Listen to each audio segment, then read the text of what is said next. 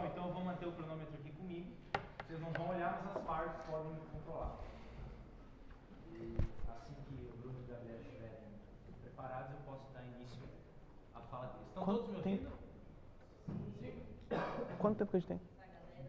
Boa noite, pessoal. Tudo bem? Vocês estão me ouvindo bem? Tá muito abafado, parece. O microfone parece que tá, né? Tá tudo certo? Tá. Vamos lá. Só no meio que tá dando uns mal contato meio esquisito, faz aquele barulho. Esse aqui, né? É, esse. Esse aqui vocês estão ouvindo bem? Então. Ah, que legal. Então tá bom. Bom, vamos lá. Estamos falando sobre um projeto denominado Futuris. E geralmente quando a gente conversa sobre projetos dessa ordem, vamos falar desde a reforma da Previdência, a própria reforma tributária, o projeto denominado Futurice, a gente sempre se pergunta por que este projeto foi submetido, né? Eu acho que tem duas, quando você discute um projeto dessa magnitude, um problema dessa ordem de gravidade, você tem que tentar de alguma forma contextualizar por que essa pauta existe. Por que o país, nesse momento, está discutindo uma outra maneira de financiar o ensino superior, né? O ensino público federal. Então, eu e o Gabriel, ao nos organizarmos para essa exposição, a gente tentou dividir a nossa fala, até para evitar que a gente reincidisse nos mesmos temas, de tal forma que eu vou tentar falar um pouquinho sobre o contexto que nos fez chegar até aqui, neste ponto, de discutir este projeto, não só esse projeto, mas outras pautas de ordem principalmente fiscal, né, que dizem respeito aos gastos e às receitas do governo, e o Gabriel vai focar no específico do projeto e de como esse projeto dialoga com outras formas de outras universidades fora do país de se financiar, ok? De cara, eu já gostaria de desanimar alguns que talvez tenham vindo para cá para me ver defender o projeto. Eu não pretendo aqui, quero deixar bem claro isso, eu não pretendo defender nada que venha do governo Bolsonaro. Não pretendo gastar nada de saliva para defender nada que venha desse governo, tá bom? Eu vou tentar reduzir aqui a simetria de informação. Eu vou tentar trazer dados a respeito da realidade fiscal brasileira e cada um de vocês tem maturidade suficiente para elaborar sua própria opinião à luz desses dados que eu vou trazer, tá bem? Então, bacana. Sobre a situação fiscal brasileira, você tem pelo menos duas grandes, assim, quando você dialoga com as pessoas por aí, movimento estudantil, sindicatos, a sociedade civil em geral, você tem basicamente duas visões, né? Tem aquela primeira visão, bastante comum, infelizmente, no ambiente da universidade, que acredita que reforma da Previdência, reforma tributária, reforma trabalhista, futuros, são projetos de pessoas muito malvadas, que estão em algum lugar no governo, que querem tirar das pessoas o direito de estudar, ou que querem tirar dinheiro do bolso da população, ou que acham muito bacana fazer as pessoas se aposentarem mais tarde, de tal forma que essas pessoas muito malvadas impõem ao governo, por mero capricho e mera vontade de atender a grupos de interesse, talvez, pautas impopulares, né? Essa é uma visão que eu considero um pouco romântica e desprovida de dados. Mas tem uma outra visão que é a que eu pretendo trazer aqui. Então vamos lá, vamos entender por que o Brasil chegou nesta situação na qual hoje o governo não consegue, para que o governo consiga pagar suas despesas correntes, conta de luz, água, ele precisa emitir dívida, ele precisa se endividar para pagar as suas despesas mais fundamentais. Como a gente chegou nessa situação? Sem querer voltar muito no tempo, eu poderia estar falando aqui de como o regime militar nos legou, por exemplo, algumas estruturas bastante arcaicas das quais a gente nunca conseguiu se livrar enquanto sociedade, mesmo depois da redemocratização e do Pacto da Constituinte. Eu vou partir da Constituição, que eu acho que aquele foi um ponto nevrálgico na nossa história de desenvolvimento econômico, na nossa história enquanto sociedade como um todo, que nos fez mudar bastante dali para frente o nosso modelo, não só de gastos, mas o nosso modelo de receita. O que aconteceu, né? Por que aconteceu uma Constituinte em 88? A história do século XX no Brasil é uma história regada a bastante autoritarismo, né? do governo Vargas ao regime militar, a gente praticamente não descansou enquanto sociedade, em termos de termos aí, governos bastante autoritários e que mudavam as regras de como a sociedade deveria se organizar a todo momento ao sabor do ditador de vez. Perfeito? Na Constituição, então, vamos lembrar, antes da Constituição, para que você tivesse o mínimo acesso à saúde, e não dá nem para dizer que esse seria um acesso universal e absoluto, você tinha que, enfim, cumprir uma série de requisitos, contribuir para o INSS, etc. Educação, então, nem se fala. Educação, os meus pais, os meus avós viveram, cresceram vendo as pessoas mais abastadas se educando, né? Em resumo, era isso. Né? Então, a sociedade decidiu dar um basta na primeira oportunidade que ela teve de construir uma Constituição, perfeito?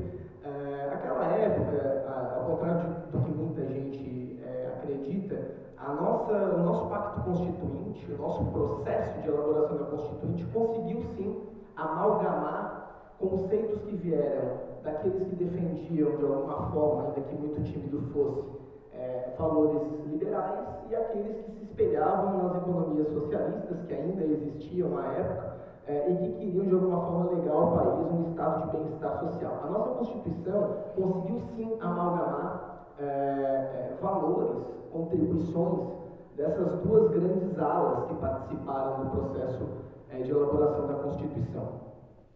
Um exemplo muito claro, talvez o maior deles, tenha sido trazido pelo próprio professor que nos antecedeu aqui, no qual ele disse que a Constituição nos dá o direito inequívoco à propriedade privada, desde que cumpra sua função social. Quer dizer, você tem aqui, então, portanto, uma espécie de dois valores sobrepondo, né, nessa questão de como definir a questão da propriedade na sociedade brasileira. Por que eu estou dizendo isso? Porque nós tivemos uma tentativa de criação de um estado de bem-estar social numa sociedade que era muito pobre. Isso é bem importante que fique claro. Enquanto, se por um lado a sociedade conseguiu de fato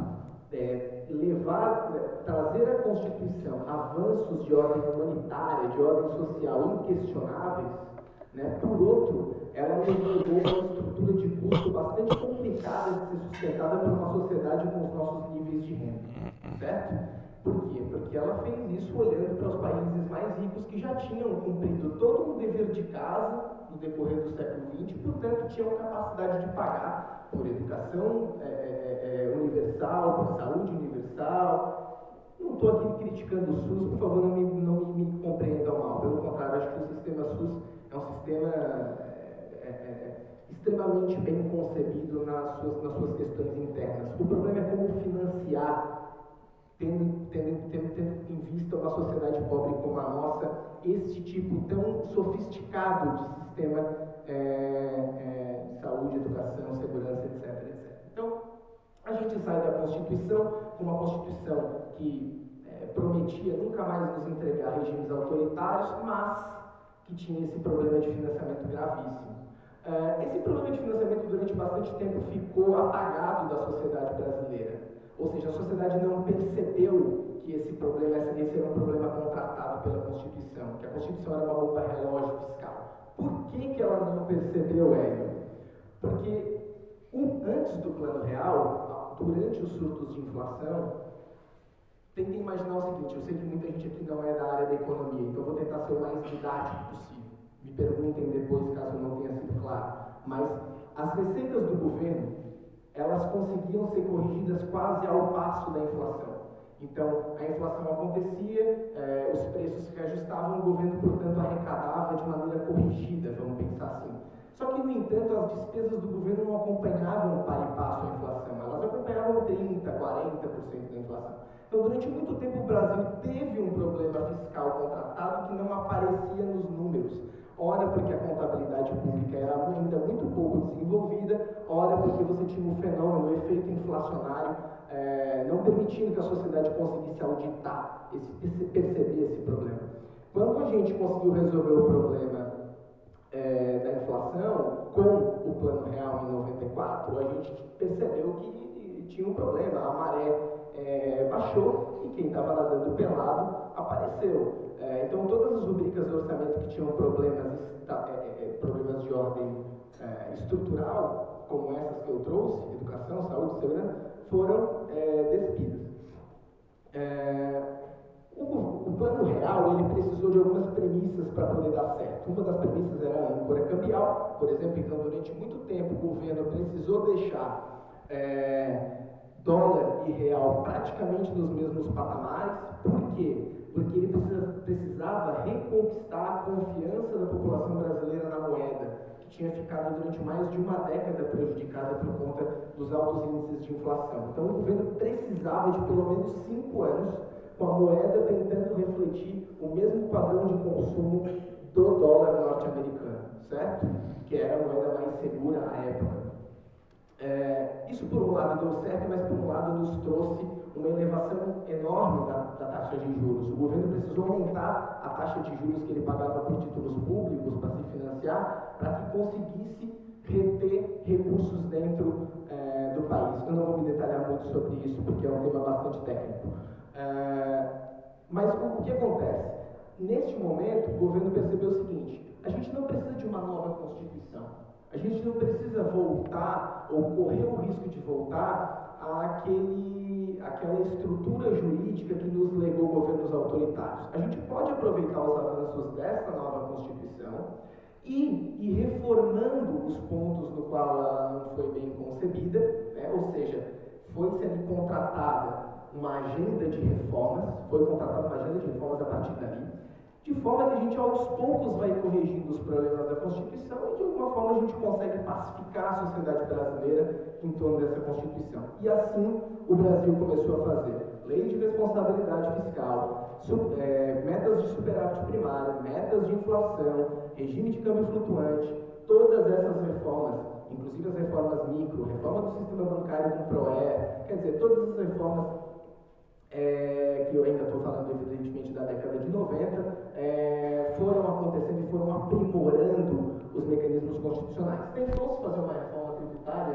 uma reforma da Previdência à época. Eu lembro que em 98 o Gustavo Franco já ia para a televisão falando que o problema da Previdência era urgente e precisava ser resolvido o quanto antes. A sociedade não deu muita atenção para esse tema e infelizmente hoje a gente vai ter que arcar com uma reforma da Previdência bastante amarga por conta desse atraso. Mas fazer o quê? A sociedade, no fim das contas, escolhe seus representantes. Obrigado. O que aconteceu a partir do momento que a gente entrou no século XXI é que essa agenda de reformas começou a ser prejudicada. O que aconteceu? Mudou-se drasticamente a equipe que governava o Estado, né? E aqui eu não estou querendo, desculpa, eu não estou querendo de nenhuma maneira crucificar o Lula, crucificar a Dilma. Eu vou tentar trazer aqui coisas que, se fosse qualquer um do PSDB defendendo essas mesmas ideias, eu certamente me posicionaria contra da mesma maneira, com a mesma intensidade. Então, o problema aqui é a ideia, é a atitude, e não exatamente a pessoa que está lá. Pelo contrário, eu acho que Lula, em alguns aspectos, foi um líder que tem características que talvez, se Bolsonaro tivesse hoje, não estaria tendo os problemas que está tendo. Mas, a parte dessa questão política, o fato é, Lula 1 não mexeu na agenda de reformas. Lula 1 foi um governo bastante ortodoxo, ousaria dizer, mais ortodoxo do que a FHC2, que enfrentou problemas de popularidade e teve que ter alguns tipos de medidas populistas durante o seu segundo mandato. Mas Lula 1 foi um governo bastante ortodoxo, que inclusive preservou a equipe da Fazenda. Marcos Lisboa, Henrique Meirelles, Joaquim Levy, todos esses caras eram grandes figuras dentro da equipe econômica do governo Lula 1. O problema começa em Lula 2.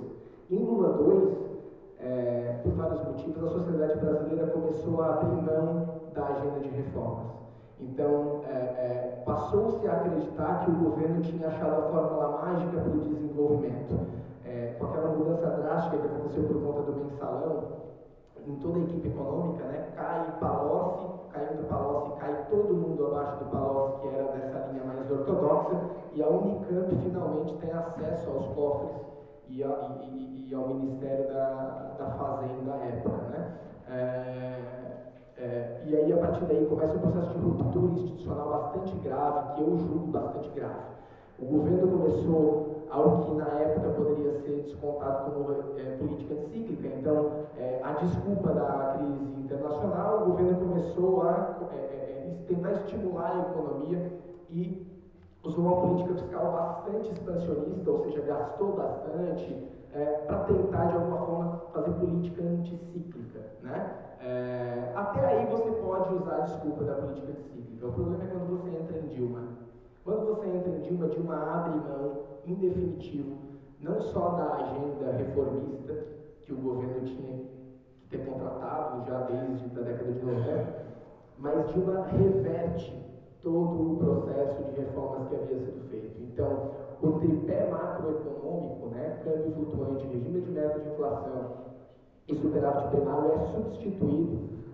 Todos esses três pilares foram atacados por o que seria chamado depois de a nova matriz econômica. Então, Dilma, de alguma forma, reverte esses avanços institucionais que nos levavam ao caminho de uma economia que buscava aos poucos reformar os problemas da sua Constituição, abriu mão desses avanços e contratou uma agenda que já havia sido derrotada no próprio século XX, uma agenda de estímulos através de subsídios sem critério, políticas públicas sem medição,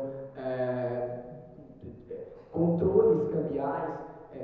As políticas de controle de inflação foram praticamente todas abandonadas. Quer dizer, então a gente voltou 30 anos, 40 anos atrás da nossa agenda institucional. Isso fez com que as contas públicas, que já tinham uma trajetória muito ruim, saíssem de vez de controle.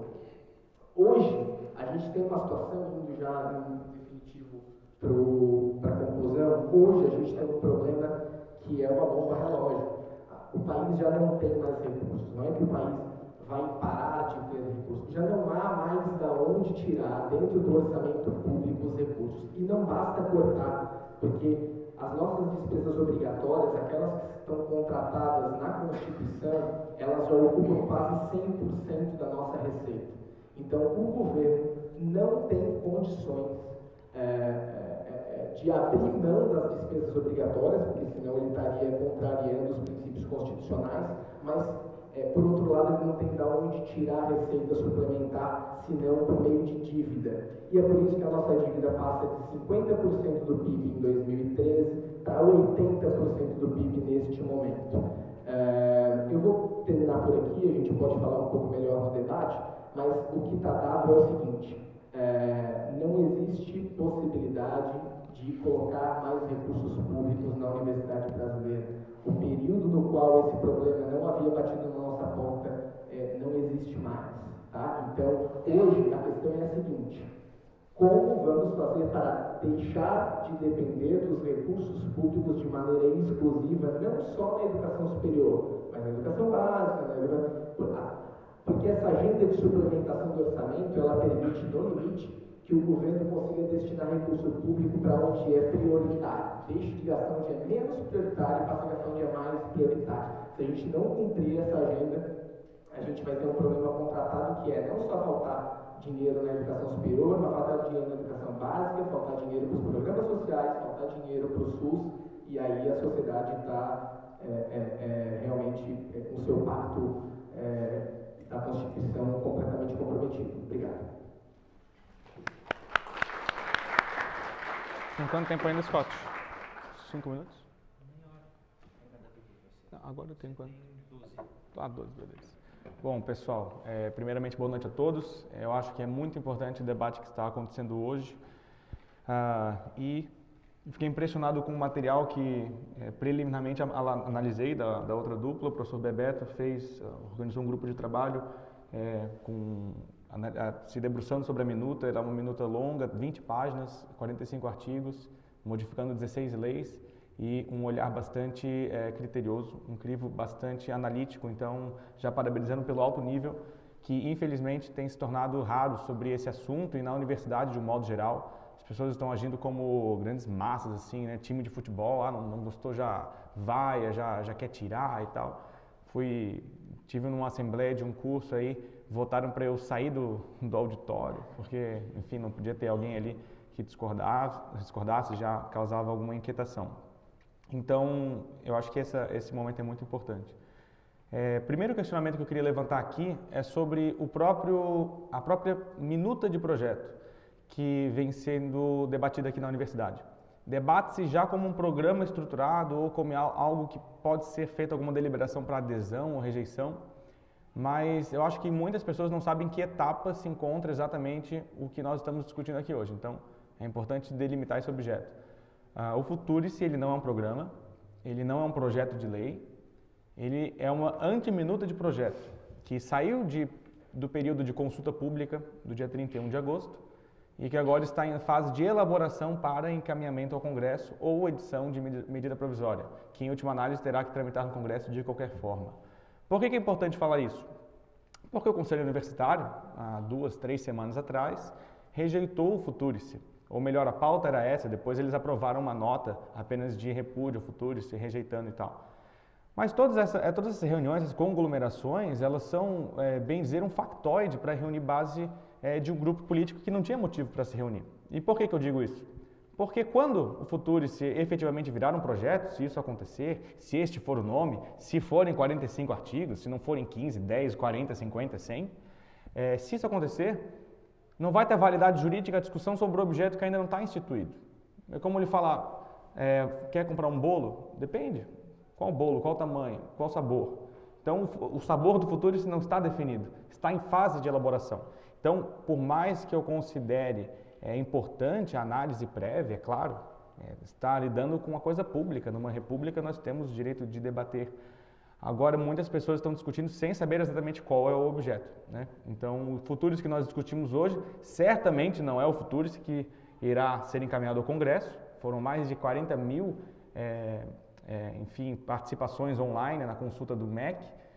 E o interessante é que a maioria da universidade nem ficou sabendo. Eu mesmo só fiquei sabendo de que houve consulta online quando fui pesquisar o assunto. Ou seja, muito se preocupou em combater uma antiminuta, mas pouco se preocupou em falar, tá lá, ajuda. O professor Bebeto teve considerações impressionantes aqui no grupo de trabalho. Vamos lá e ajudar na consulta online. Sinceramente, nem sei se o grupo de trabalho encaminhou alguma recomendação ao MEC, mas esse tipo de participação é produtiva, né? E uma vez encaminhado ao Congresso, portanto, ele terá prazo ali de emendas nas comissões, em plenário, pode ser votado, pode ser vetado, depois volta. Então, vai ser muito alterado ainda. Então, eu acho que esse é o ponto que nós precisamos saber, né, de primeiro. E, por fim, eu acredito que, para esse período inicial, existe uma oposição ao Futurice que acaba utilizando o ótimo como inimigo do bom, sabe? Que e por que esse ponto não estava contemplado? Então, eu acho que a gente precisa ter coragem para falar qual que é o ponto que nós concordamos ou discordamos do Futurice, né? Você não vai se deparar com uma casa suja e falar, não vou limpar. Por quê? Porque eu não ia conseguir deixar esterilizada. Eu só vou limpar se eu conseguir deixar esterilizada. Não, você vai limpar até quando der. Depois você para, tenta limpar mais.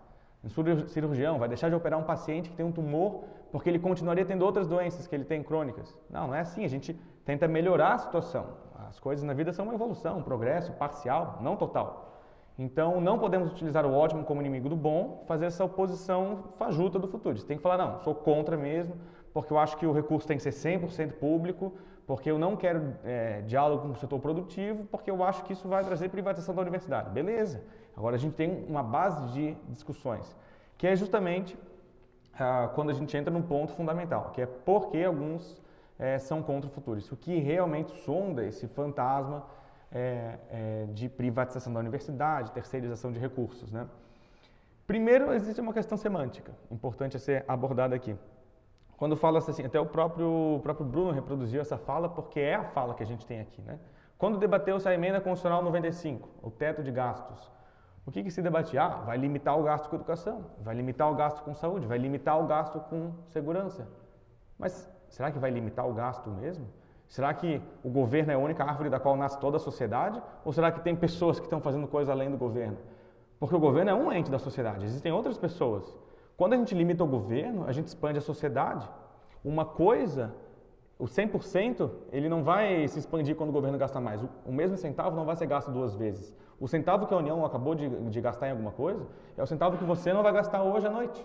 Não existe milagre que o governo vai gastar o mesmo centavo 2 vezes. Então, teto de gastos, espera lá, esse já é um nome ruim. Não é um teto de gastos, é um aumento do gasto para a sociedade.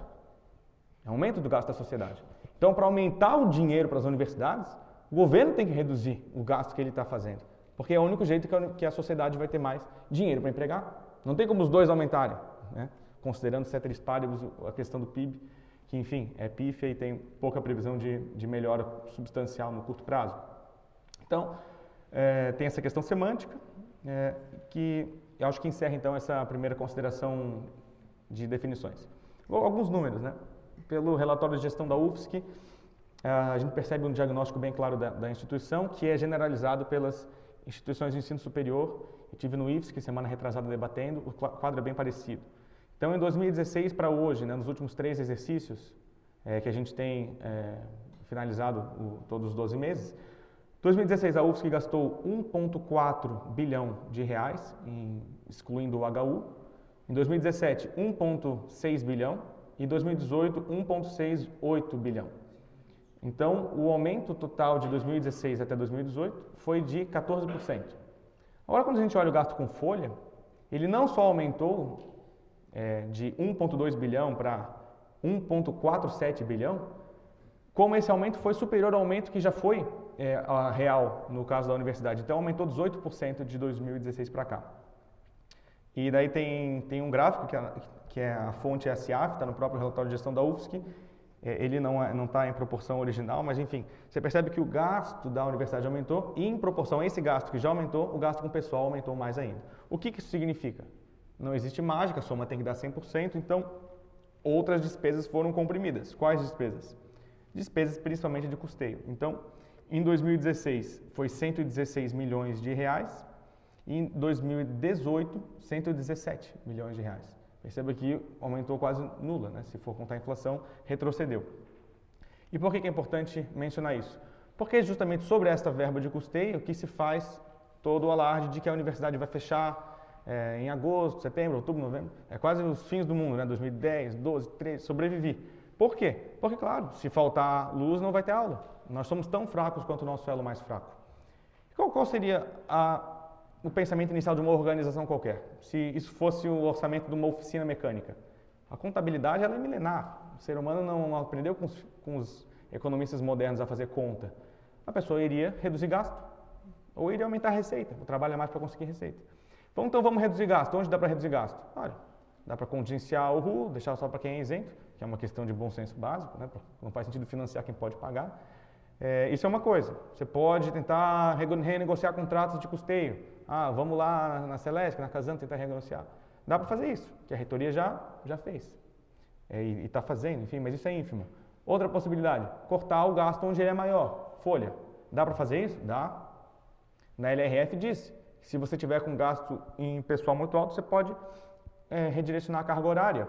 Um cara que trabalhava 8, trabalha 6, ganha por hora. Mas o Supremo delimitou que é inconstitucional, faz 3 semanas. Então isso já não pode mais. O que sobra? Aumentar a receita. Então vamos aumentar a nossa receita total para conseguir manter a universidade funcionando. Como? Na agenda do governo. Não dá. 101% da receita do governo está com gasto obrigatório já. O que o gasto obrigatório é? A despesa com o pessoal, aqueles 20% de saúde, 16% da educação, que a gente vai botando na Constituição, isso dá um 100% que já ultrapassou 100%, está em 101%. Então, os discricionários são os que sofrem o impacto dos contingenciamentos. Então, vamos aumentar a receita como? Vamos tentar pegar, então, dinheiro do outro lado da sociedade, do lado que não vem diretamente do governo, sim da sociedade, do setor produtivo. Daí você vai fazer isso e vem esse enxame de pessoas, está causando confusão, que vai privatizar a universidade e tudo. Não é verdade. Então, eu estou com a Data Vene aqui, professor Bebeto, estou usando a apresentação dele para me estruturar aqui. O Futuris, então, ele tem 2 pilares. O primeiro são os contratos de gestão com as organizações sociais. Elas não são empresas, elas não têm fim lucrativo. Elas prestam serviço, portanto, gratuitamente para o governo. Não são novidade, elas existem desde 1998. São amplamente utilizadas na saúde. Tem mais de 800 hospitais ou unidades de saúde do SUS vinculadas e que são gerenciadas por organizações sociais, significando é uma entidade privada que presta um serviço público. Isso não é novidade no Brasil. Na educação básica também é amplamente difundido. Cito aqui o Instituto Ayrton Senna, uma organização social que firma parceria com pelo menos 500 municípios. O estado mais atuante é o do Ceará, Não sei se isso lembra algum candidato à presidência de vocês. Mais de 500 escolas básicas lá trabalham com organização social. Então, seria estranho nós pensarmos em privatização sobre esse ângulo. Que a ideia é o quê? É tentar fazer as coisas mais eficientes. O TCE concluiu que cada centavo gasto por uma OS no setor do SUS Santa Catarina, então esse é um estudo do ano passado, ele rendia quase o dobro do centavo gasto por gestão própria. É claro, tu acha que vai ser eficiente o Ubaldo abrir licitação para comprar papel higiênico? Vai comprar caro, vai comprar mal. Todo mundo que já trabalhou em órgão público sabe. Tu abre uma licitação, vai comprar o dobro do preço do que lá fora. Então, a organização social, ela por não ter esse tanto de amarras do setor público, ela consegue comprar mais barato. Como são as empresas? Né? E é auditada, e tem conselho de gestão e tudo mais. Acho que a gente pode muito debater a questão do ótimo, né? Lembra aquela questão do ótimo versus o bom? Conseguimos debater. Mas acabou o dinheiro. Precisa de aumentar a receita da universidade. Então, importante falar, não é um projeto, a gente nem tem como debater minúcias do projeto, porque não está instituído, muito menos programa para ser aderido. E isso, quando vier para a universidade, a gente vai ter mais detalhes de como será, mas eu acho importante fazer essas delimitações iniciais para nós também sairmos levantando cadeira, batendo no amiguinho que discorda, porque não é o fim do mundo. É só uma proposta para tentar resolver um problema que está dado, não é opinião, acabou o dinheiro. Como conseguir mais dinheiro? Eu acho que é isso que nós precisamos discutir. Obrigado.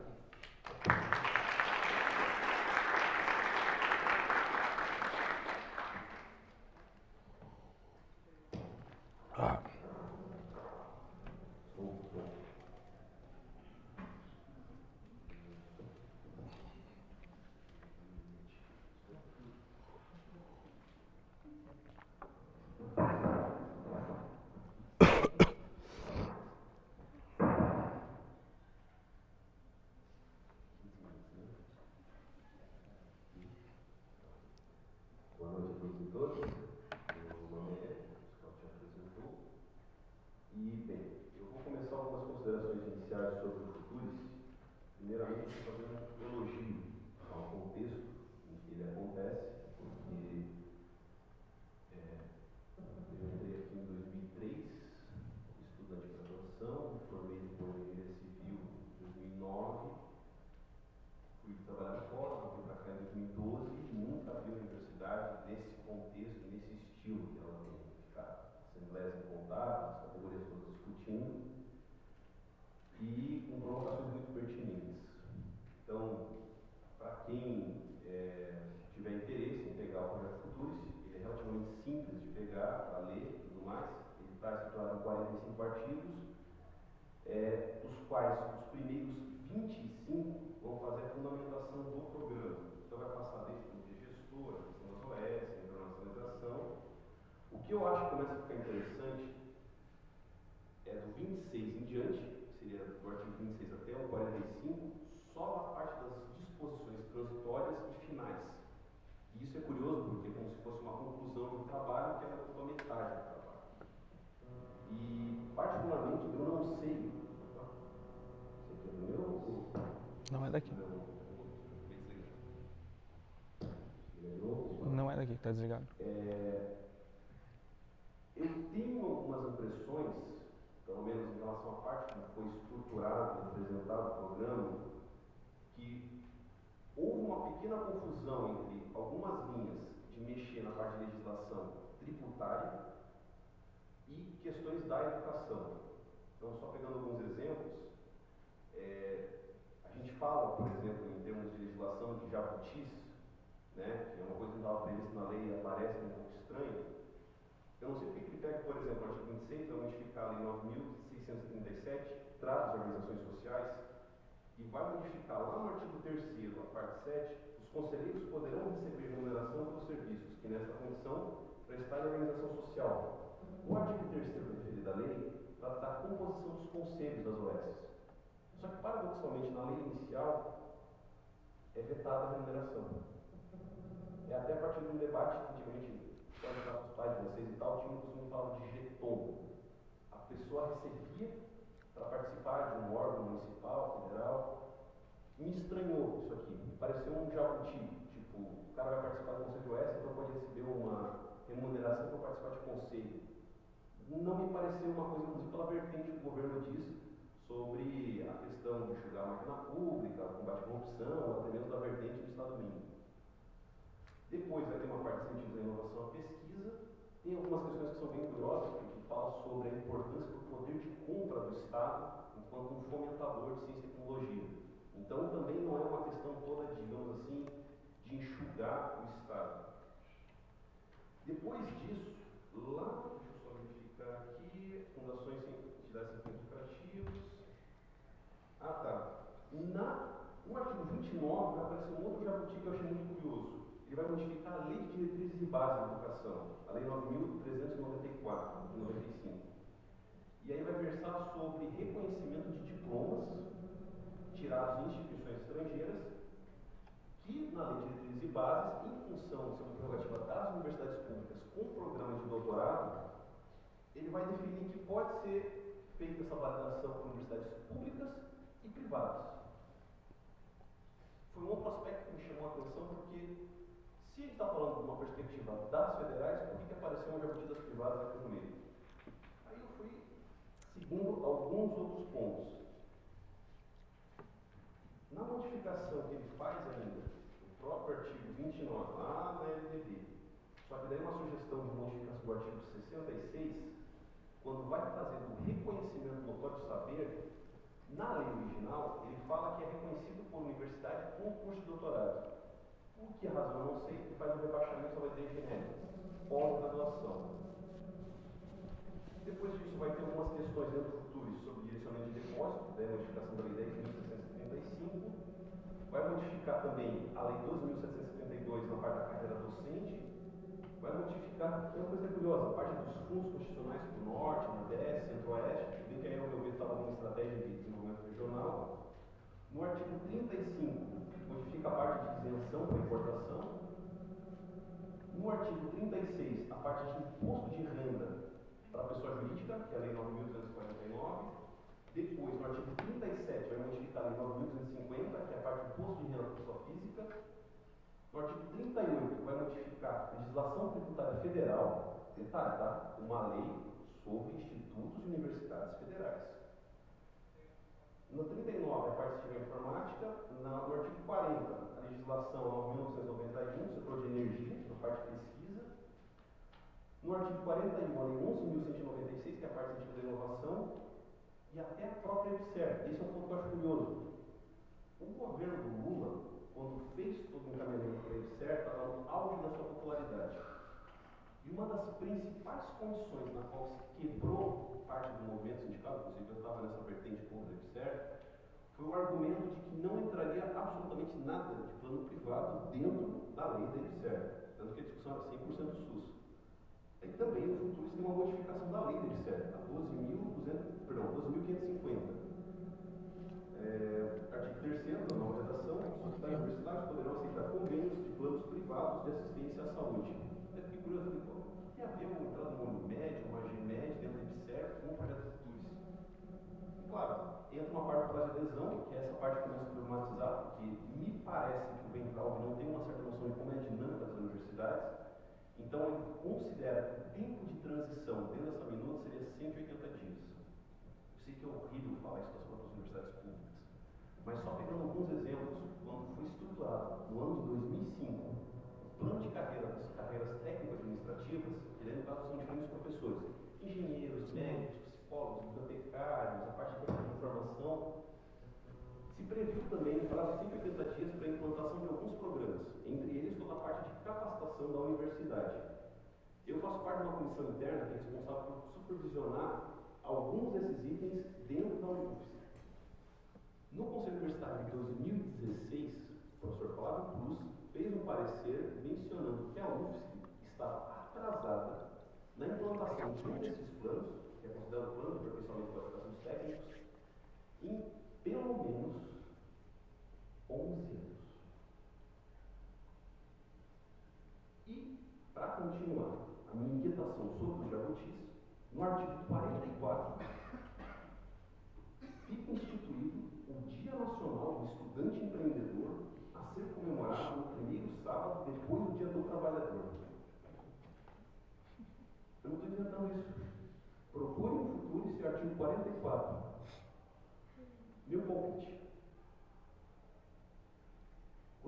acontecendo um processo que é culminar no impeachment da Dilma, muitos assessores falaram com ela: tu vai ver. O cenário, as ruas, a votação. Até 3 dias antes da votação, a Dilma Rousseff estava segura que nada aconteceria com ela. Muitos críticos, inclusive, da maneira como ela conduziu o governo, era de que ela tinha uma linha de governar na qual ela bolava determinados programas e achava que as forças da sociedade, do Congresso e tal, iam simplesmente aceitar aquilo. Nesse ponto eu vou pegar um gancho que o Bruno colocou bem, é o seguinte: enquanto o Lula tinha um traquejo de sentar, dialogar com o Congresso, arrumar projetos e tal, a Dilma tinha uma linha que achava que o Congresso era uma coisa assim, ó, tá aqui, se vire. A ascensão de uma figura como Eduardo Cunha, não estou agora fazendo a função moral dele e tal, mas não foi gratuito. Ele pegou uma gama de deputados que estavam insatisfeitos com essa relação, criou um bloco falando o seguinte: ó, nós vamos provar para esse governo que não é assim que se constrói. Qual que é o meu ver? É um pouco da similaridade da linha do Ventral com esse programa. Mesmo que ele possa ser uma medida provisória de outras linhas, ele trata de uma mudança de 16 leis. A IBSER, por exemplo, com todas as suas contradições, ela fazia pequenas mudanças. Se eu não me engano, ela fazia uma mudança dentro do decreto que tratava do Código Penal, que era só uma questão das legislações, do hospital e tal, e uma ou duas vezes. Numa ótica de popularidade, uma postura gigantesca, uma série de reitores apoiando e tal, etc. O que eu vou considerar do ponto de vista da construção disso aqui? Eu tenho uma suspeita de que o Weintraub não deva ter dialogado nem com o Paulo Guedes e nem com outros membros do Ministério da Economia sobre essas propostas. Porque o futuro, se eu for considerar, por exemplo, incentivo a investimento na universidade, e eu vou mexer, por exemplo, nessas cargas tributárias, como incentivos, deduções, etc., eu também vou modificar as projeções de arrecadação. Outro ponto trata da linha do Congresso também. Nós sabemos que a gente vive numa sociedade que não é ideal, tem uma penha de contradições, que para qualquer lei que chegue, vai ter uma série de deputados e senadores que falam: eu vou querer colocar a minha marca aqui dentro, eu vou querer fazer a modificação, eu vou querer também trabalhar com a minha adequação.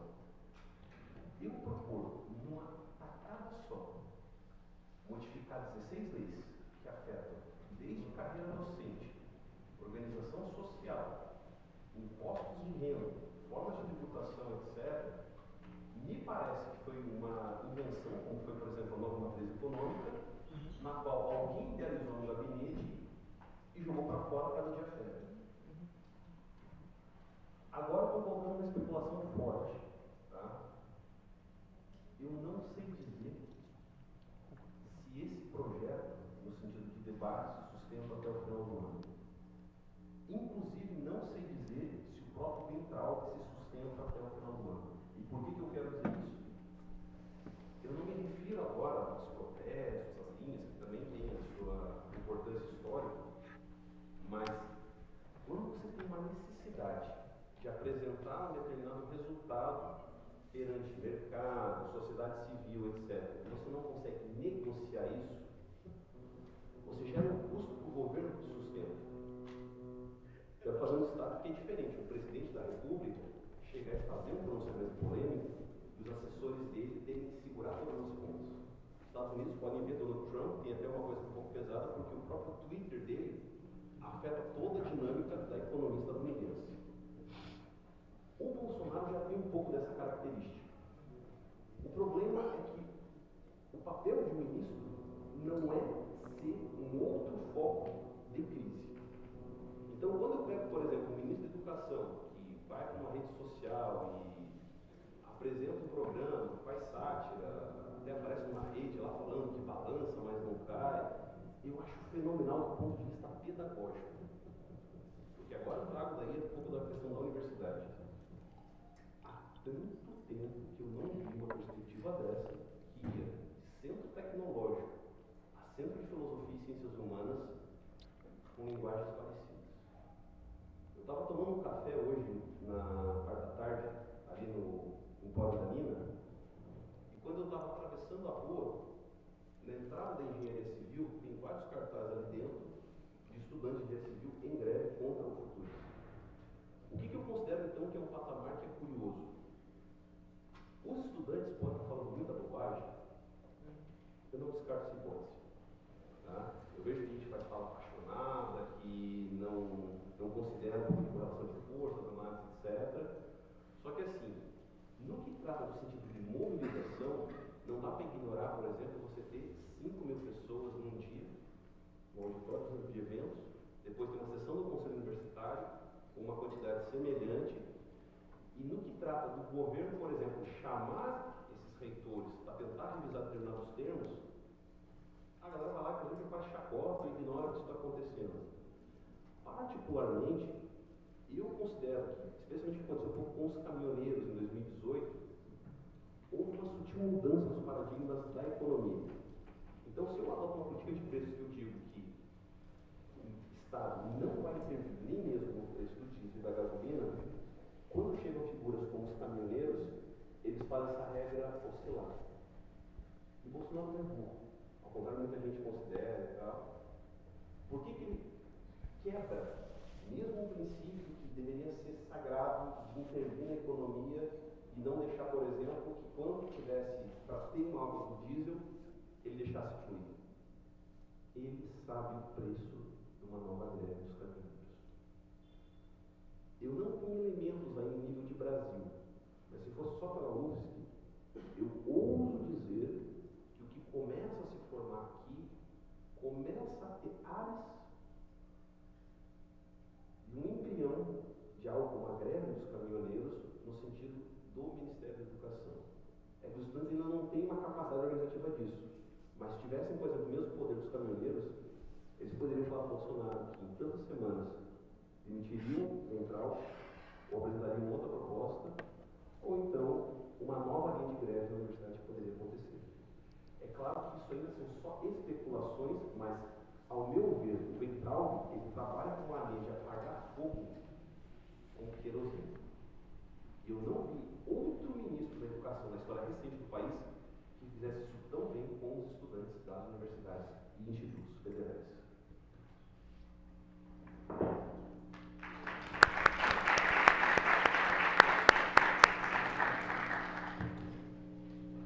Será que não tem alguém na plateia com o celular? Não sei. Botem no modo avião os celulares. Aqui não pega sinal mesmo. Não vai funcionar o WhatsApp. Não, tá muito ruim. O meu já tá no modo avião. Quem puder botar no modo avião? Pode ser. Nossa, tá muito ruim.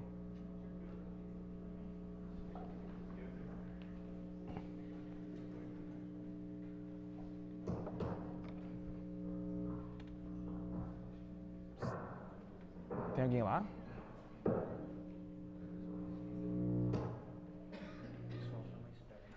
Deixa o Bebeto usar o teu microfone, talvez seja isso. O meu microfone é zoado. Ah. Vamos... Calma lá. Não chega. Deixa assim.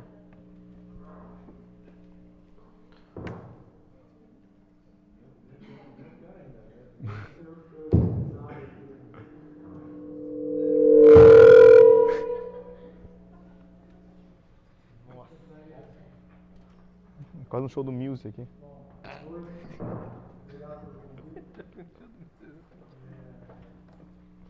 Sempre é bom dialogar sobre desafios, né? E o fato que nós estamos desafiados através desse programa, e em particular com as políticas do governo para as universidades, repensar um pouco a própria universidade. Não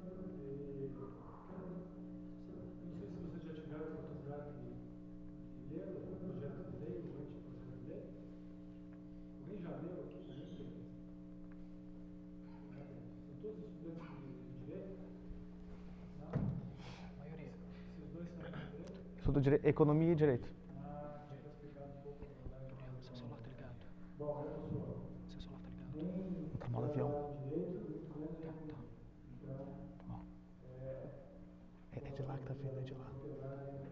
Mas a primeira coisa que eu gostaria de discordar, ainda reconhecendo que o tema é importante, é, no âmbito das justificativas do governo, falta dinheiro, portanto, nós temos que ver aonde aplicar o dinheiro público.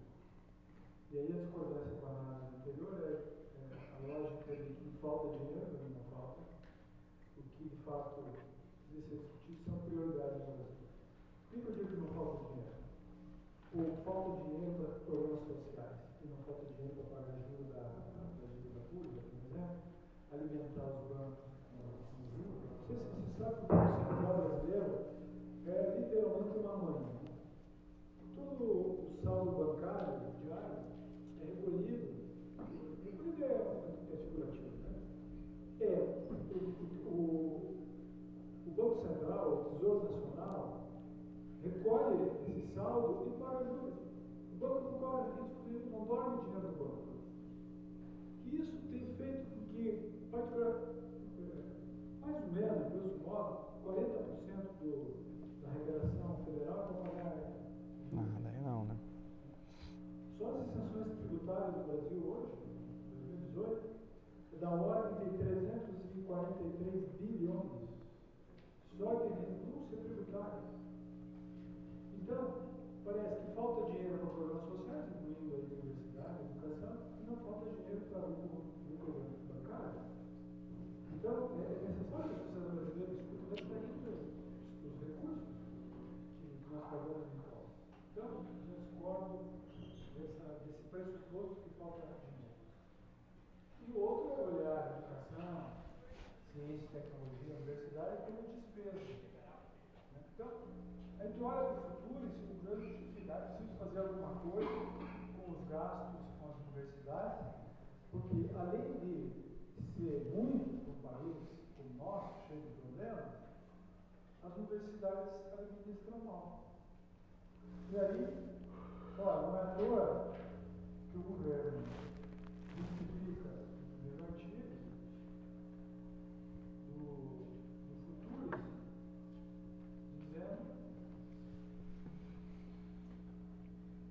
que esse programa fica instituído para fortalecimento da autonomia administrativa e financeira das universidades, das instituições federais de ensino superior, que vão universidades e institutos federais, por meio de parceria com organizações sociais e de fomento à captação de recursos próprios. Ora, parceria com organizações sociais tem a ver com melhor gestão.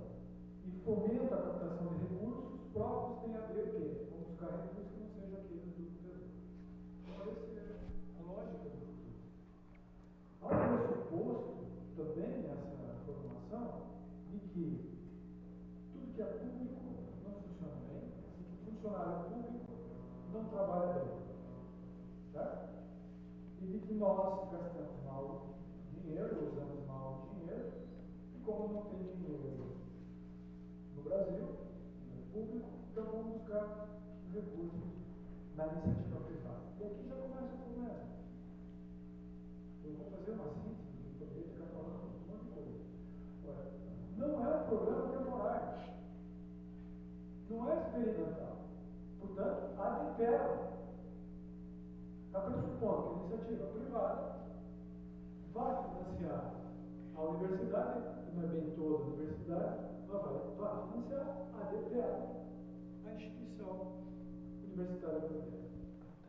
Não tem coisa. Quem é essa iniciativa privada que tem interesse em financiar a universidade?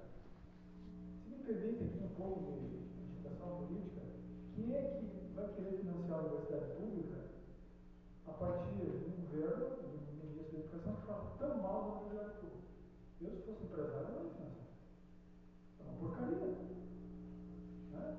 Mas é apenas para responder a um conjunto de retóricas muito ruins que desprezam o que é de fato a Universidade Pública Brasileira, que é uma instituição exitosa, tem menos de 100 anos e está muito bem colocada no ranking internacional. Qualquer ranking internacional. Né? Podemos melhorar? Sem dúvida.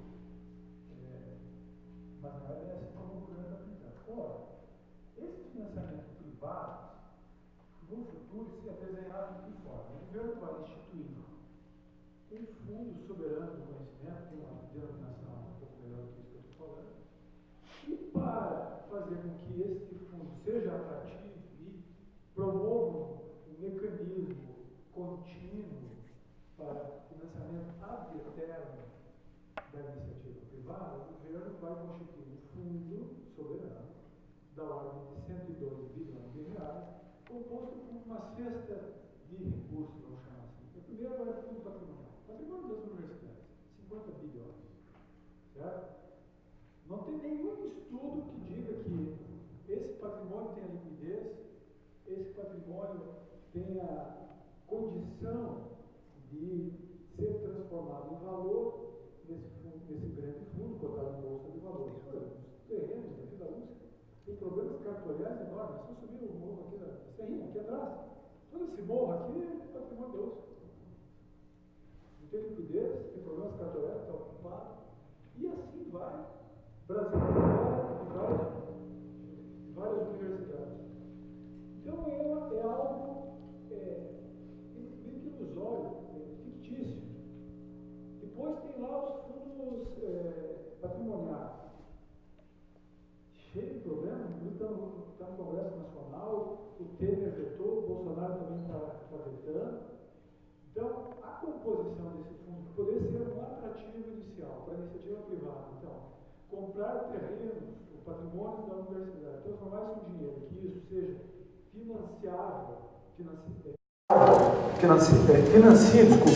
projetos de interesse da própria sociedade, ou dos setores da sociedade, como empresa, indústria, agricultura, serviços, por meio das organizações sociais, porque a única forma desses recursos do fundo serem internacionalizados, estou um pouco cansado, internalizados dentro das universidades, será por meio das organizações sociais, porque é o pressuposto que sabem administrar melhor os recursos, né? As universidades terão que apresentar projetos com contratos de 4 anos, em cima de 3 eixos, que não são 3 eixos, são 3 dimensões. A internacionalização é uma dimensão da universidade, não é um eixo. A inovação e a pesquisa é uma dimensão da universidade, não é um eixo. E o outro eixo, supostamente, é de gestão e governança. Quero falar sobre 2 coisas em relação ao financiamento. Primeiro, um pouco já acenei. É negar a verdade dos fatos que a indústria brasileira possa financiar as universidades, possa ter interesse em financiar. Primeiro, porque é uma indústria que já está cada vez mais todo grosso da indústria, está se desnacionalizando. A participação da indústria brasileira no PIB vem sendo reduzida ano após ano. Em 1980 era 35% de participação na composição do PIB, hoje é 11%. Bom, e parte dessa indústria é transnacional. Em vários países do mundo, não é a indústria, o setor privado que financia a universidade pública, do ponto de vista da pesquisa. Nem os Estados Unidos. 60% do investimento em pesquisa nos Estados Unidos é feito na universidade pública com dinheiro público. Exceto o MIT. Né? Tem um percentual maior de investimento privado na pesquisa. E eu diria que é correto que seja o setor público que financia a pesquisa, porque é risco. A pesquisa não necessariamente tem resultados. Portanto, deve ser dinheiro público. Porque é o país pensando em resolver os seus problemas através da pesquisa. E nem toda pesquisa produz inovação, incorporação de valor nos processos e nos produtos. Então é papel mesmo do Estado, não deve ser da iniciativa privada. Obviamente, se a iniciativa privada incorpora o produto da pesquisa e da inovação, ela deve pagar, porque é produzido no espaço público incorporado pelo setor privado. Mas nós já temos isso. Nós temos as nossas fundações de apoio que fazem essa relação público-privada Então é um profundo equívoco o Futuros. Nós não precisamos do Futuros para estabelecer uma relação melhor entre setor público e setor privado. Então não precisa das OSs. Nós já temos essa estrutura, já temos uma legislação, já temos um marco nacional de ciência, tecnologia e inovação que permite estruturas além das fundações, por exemplo, os polos. Nós temos aqui chamado polo aqui da área da refrigeração. Nós temos os núcleos de inovação tecnológica, que são os NIPs. Nós temos os grandes laboratórios nacionais que permitem essa relação público-privado. Então tem um problema no Futuros. Futuros, acho que Futuros tem uma outra motivação que depois eu posso discutir. E veja, no mesmo momento que o governo propõe, então, que a indústria, o setor privado financia as universidades, ele desmonta o Sistema Nacional de Ciência, Tecnologia e Inovação. Os cortes do CNPq, na FINEP, do próprio Ministério de Ciência, Tecnologia e Inovação, são brutais. Brutais. Por isso que eu uso a palavra desmonte. Eu posso dar alguns dados aqui, não sei se não vou ter tempo para isso. Já apresentei isso no Conselho Universitário, já apresentei isso na Assembleia Legislativa, tem números aqui que são brutais. Como é que quer que a universidade produza a inovação se desmonta o sistema de financiamento da ciência, da tecnologia e da inovação, que estão, no modelo brasileiro, ancorados na universidade. A universidade brasileira é responsável por 90% da produção de ciência no país, da pesquisa no país. Se não é a indústria, está na universidade que produz ciência. E quer que a indústria, sem dinheiro, financie a universidade pública. Zerou. Morreu. Esse futuro se é um bode na sala. Porque o motivo do futuro se é ideológico. Ideológico.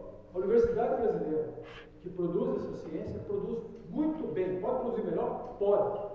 Então, o motivo do futuro, a proposição do futuro é outra coisa. Para nos desviar dos reais problemas do país. Nós não precisamos do futuro. Esta é a questão. O governo, desde o início, disse, e foi eleito, disse, eu vou desmontar o Estado brasileiro. Eu vou desmontar. Portanto, desmontar a universidade é parte desse projeto. O problema é que quando desmonta a universidade pública brasileira, com a lógica de que falta recurso, mas não é esse o problema, ele desmonta aquilo que resta minimamente de soberania nesse país. Porque se nós desmontarmos um sistema que produz ciência, que produz conhecimento, resolve o problema do país, nós vamos ter que comprar de fora, de outro país. E o nosso país vai ficar muito atrasado em relação aos outros países. Nós vamos perder soberania.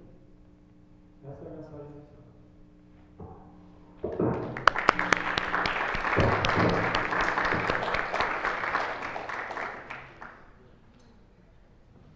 Eu venho emprestando aqui porque eu não gosto de É aquele que está com problema, claramente. Olha como... Ouvi bem, né? Então, pessoal, o tempo está um pouco apertado e eu queria ver com vocês o que vocês preferem. Não sei se alguém se inscreveu lá para dúvidas, contestações. Sônia, né? A Vera, desculpa. Só a Vera? Tá.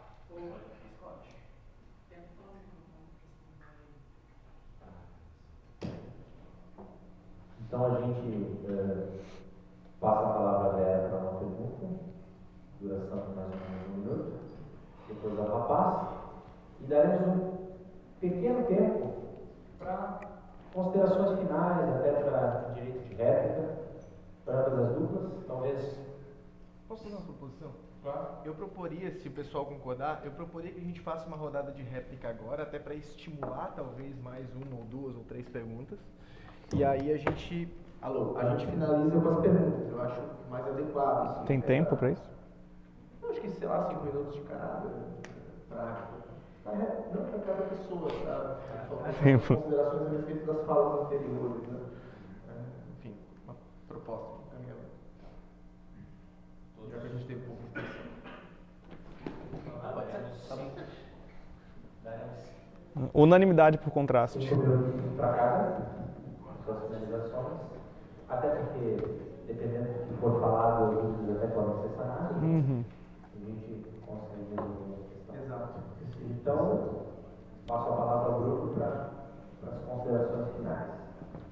Bom, 5 minutos, né? Eu quero dizer que eu estou saindo desse debate em breve muito feliz, né?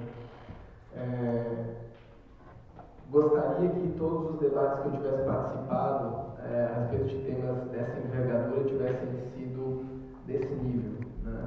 O Hélio militou comigo, não sei se tu lembra disso, mas em 2008 e 2009, na época em que eu era estudante da engenharia, militamos juntos no movimento estudantil. Na época eu era um militante de esquerda, líder sindical, então eu faço aqui minha reverência ao professor Bebeto. E gostaria que, mesmo na época, nós tivéssemos tido dentro do próprio movimento debates desse nível da esquerda. Acho que ela está precisando fazer esse tipo de trabalho que você fez, então parabenizo de verdade os dois pelas colocações, né? Preciso aqui, enquanto talvez o único economista da mesa, ou estudante de economia, melhor dizendo, colocar algumas ponderações em relação, em especial, sobre a fala do professor Bebeto, que me antecedeu. Bom, em primeiro lugar, ele faz uma colocação a respeito de que não falta dinheiro, porque, afinal de contas, a gente tem o orçamento, parte do orçamento que é destinado a pagar juros da dívida, e, teoricamente, esse recurso seria suficiente para ser desviado, não sei se foi essa a sugestão dele, ou realocado para a educação pública, saúde, etc. Traz um dado bem importante aqui, que a gente não pode nunca permitir que essa discussão seja trazida.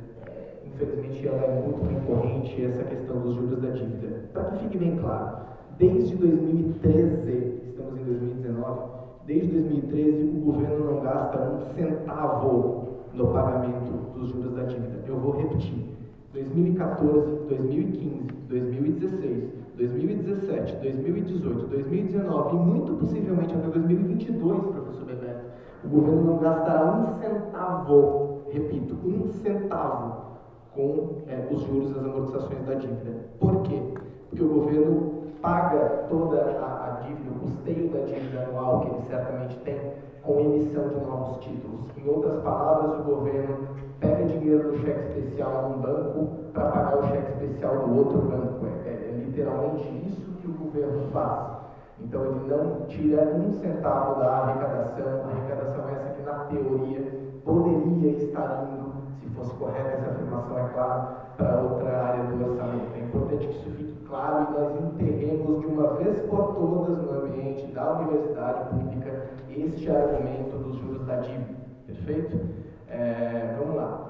Em relação ao Banco Central, que recolhe os saldos e paga juros, pelo contrário, né? Dessemos nós um calote na dívida, quem sofreria calote somos nós mesmos. Por quê? Porque quem é investidor dos títulos de dívida somos todos nós.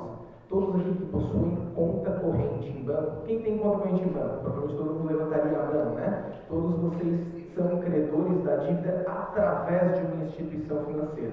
Desse o governo calote nas dívidas, ainda que fosse parcial, todos nós nesse auditório sofreríamos um percentual desse calote, né? Sumiria uma parte do dinheiro das nossas contas, é isso que eu estou querendo dizer. Perfeito. As isenções tributárias de 273 bi, o número é quase esse. Na verdade, ele é um número de quase 350 bi, professor, só corrigindo a sua informação, e você tem toda a razão. As isenções tributárias são muito danosas para a economia como um todo. O gasto com educação não é despesa, né? Porque, em teoria, ele é um investimento, ele retorna no futuro. Bom, de alguma forma ele precisa ser financiado, tendo mais retorno para a sociedade ou menos retorno para a sociedade. Isso é um debate que eu super toparia fazer em um outro momento, mas ele ainda assim precisa de recursos para ser financiado, esse que é o ponto. Em relação a tudo que é público e não funciona bem, quero deixar bem claro aqui, e vou finalizar com esse ponto, teria outros a ser contestados aqui. Quero deixar bem claro uma coisa: eu sou contra o discurso tacanho de que o público, sob qualquer condição, é pior do que o privado. Eu acho isso um discurso pobre, eu acho que esse discurso polariza ser o debate público, e essa é uma outra sugestão que eu faria a todos os presentes, de abandonar essa visão maniqueísta em relação ao que é mais eficiente, se é o recurso público ou se é o recurso privado. Fato é, existem exemplos, a literatura ela é bastante clara nesse sentido, de inúmeras estruturas ineficientes privadas e estruturas eficientes públicas. O ponto é a governança de cada uma dessas estruturas.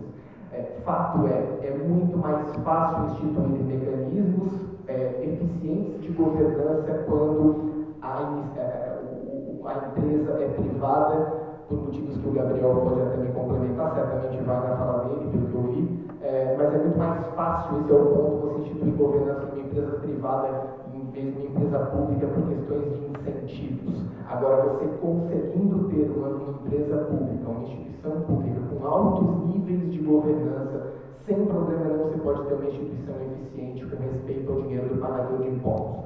Eu desejo que o projeto que venha a sair do debate legislativo seja um projeto muito melhor do que esse, que certamente o Hélio trouxe as suas contradições, enfim, que podem ser contestadas e certamente serão no legislativo. Eu desejo que seja um projeto que finalmente traga para a universidade pública altos níveis de governança.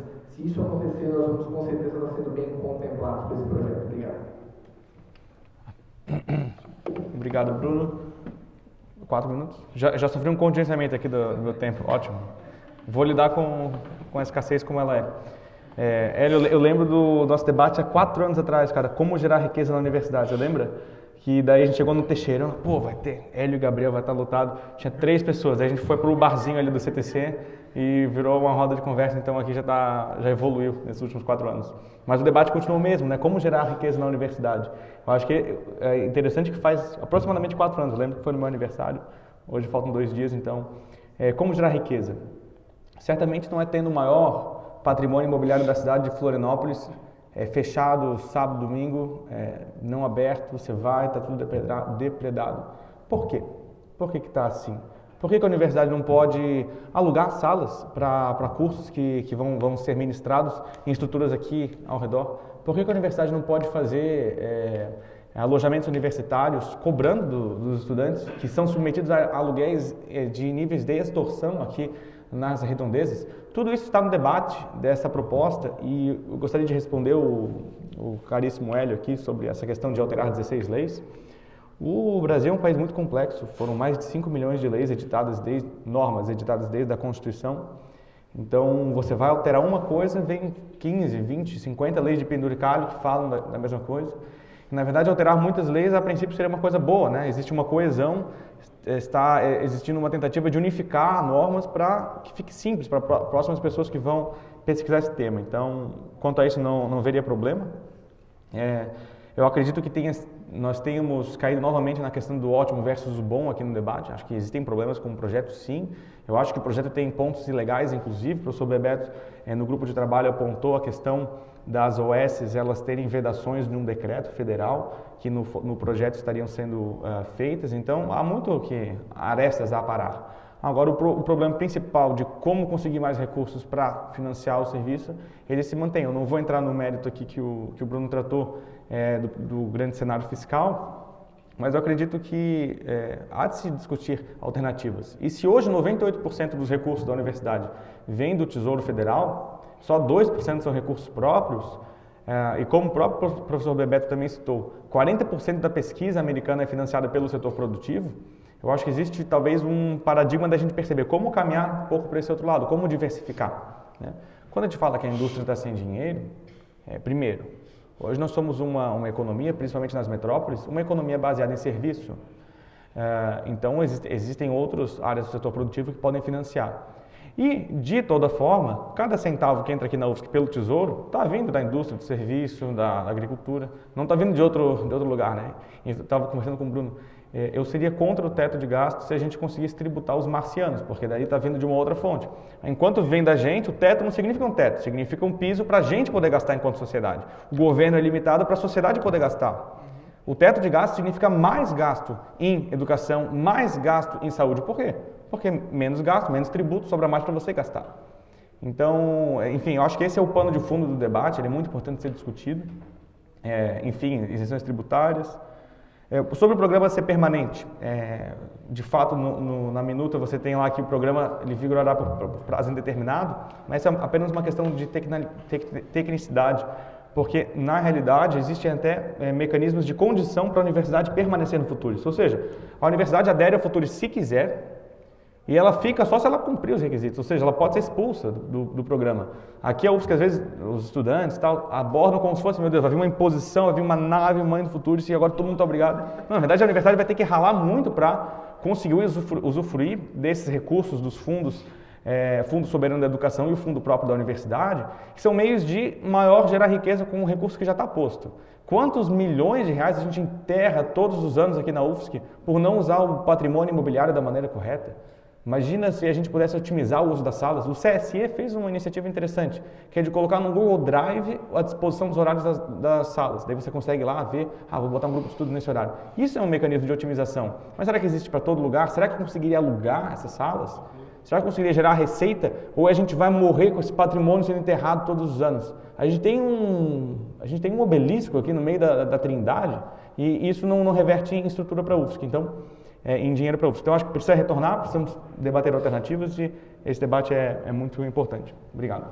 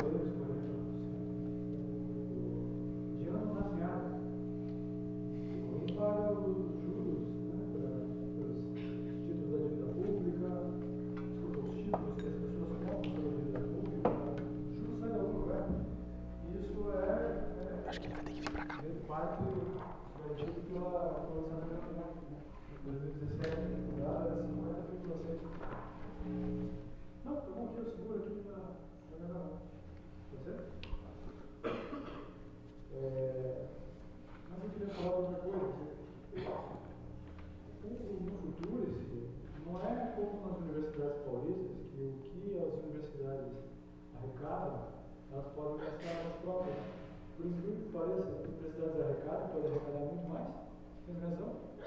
Aluguéis, marcas, terrenos podem vender, só que isso vai tudo para a condomínio e não volta para a universidade. Está no orçamento, no teto do orçamento. Se nós não revermos isso, não adianta. Nós vamos vender serviços, consultoria, etc. E arrecadamos e não podemos gastar. Não precisa do futuro para isso. Basta, por exemplo, que o governo vote favoravelmente a emenda 24. Está no Congresso tramitando. Que permite, regulamento, que tudo que a universidade arrecadar, ela gasta. Aí os fundos serão complementares. Não é isso que está em discussão no futuro. No futuro, na realidade, por concepção deste governo, a do desfinanciamento dos recursos públicos das universidades federais. Se é gradativa, etc., se é parcial, nada está garantido que isso não ocorra. Ora, se a União deixa de financiar a universidade pública, de algum lugar ela vai tirar. Ela está propondo uma iniciativa privada, como pode ser o pagamento de mensalidades. É isso. Não tem que ir lá. Alguém vai ter que financiar, a não ser que feche. Se a proposta é essa, que eu não duvido, por isso que eu falei uma questão ideológica, que ele acabe com a universidade pública. Porque está na lógica desse governo. Não é um problema de maldade, é da concepção própria, diminuição do papel do Estado. Ele está desestruturando o Estado. Para ele é um gasto desnecessário. Ele propõe que a iniciativa privada então administre, desde as concessões de ferrovias até a Petrobras, os Correios, ele está privatizando. Ele só não diz que vai fazer a privatização da universidade de modo concreto, mas ele põe um mecanismo que olha para o futuro e diz daí que ele vai parar. Porque não tem lógica que a iniciativa privada, a indústria brasileira, financie a universidade pública. Ela não tem capacidade, do meu ponto de vista, ela não tem essa função. E deve ser o setor público. Então aqui tem um problema de concepção mesmo. Portanto, eu vejo no futuro, se lá estivesse dito que serão recursos adicionais e não de substituição aos recursos públicos, eu poderia me interessar pelo futuro. Algumas ressalvas eu poderia me interessar, mas não é isso que lá está escrito. Certo? Então, eu coloco como desafio a gente pensar sobre esse PL 24, que está em tramitação, que diz respeito à possibilidade de que a universidade arrecade e gaste ela própria, sem ir para a conta da União, como são as universidades paulistas. Eu acho que nós precisamos avançar na regulamentação da autonomia universitária, que no futuro é retirada da gestão, isso está no preceito constitucional. Nós temos autonomia de gestão, como temos autonomia didática. Os quatro entes da federação que têm autonomia: Estado, município, Ministério Público e Universidade. O futuro se vai lá com a autonomia de gestão dos recursos financeiros. Portanto, torna a universidade essa condição dela receber recursos e fazer a gestão. Então, nós temos aí a lei orgânica das universidades, isso nós teremos, que propõe que se regulamente, que nós não temos, está previsto na Constituição, anunciado, mas não garantido. E tem ainda a retirada dos vetos que o governo federal está impondo aos fundos patrimoniais, para que a gente possa, de fato, compor o fundo, com a venda de terrenos, por exemplo, de prédios que são ociosos, e está cheio. O próprio governo está vetando isso, por incrível que pareça. Não é contraditório propor ao futuros como um modo de buscar recursos fora, quando o governo mesmo veta. Então, por isso que eu repito e concluo com essa última frase, que o problema para mim é ideológico do governo contra a universidade.